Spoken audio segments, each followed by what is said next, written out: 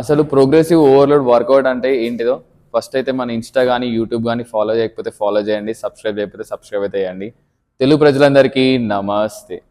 ఏంటంటే progressive overload అనగానే చాలామంది ఏం చేస్తారంటే ఎక్కువ వెయిట్స్ ఎత్తాలనేమో అని చెప్పేసి ఎక్కువ వెయిట్స్ ఎత్తుతారు.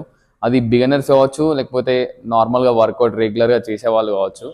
ఏంటంటే ఒకటే గుర్తుపెట్టుకోండి, ప్రోగ్రెసివ్ ఓవర్లోడ్ అనగానే మనం వెయిట్ ఎక్కువ ఎత్తడం కాదు, ఏంటంటే రెప్స్ కూడా ఎక్కువ చేయవచ్చు.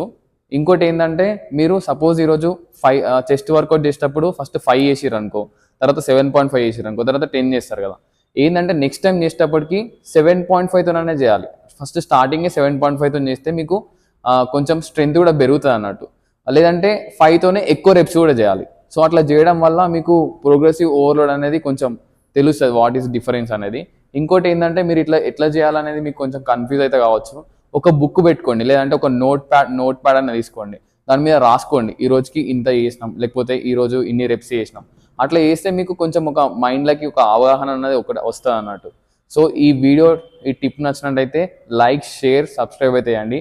And thank you for watching. Follow for more update. By by.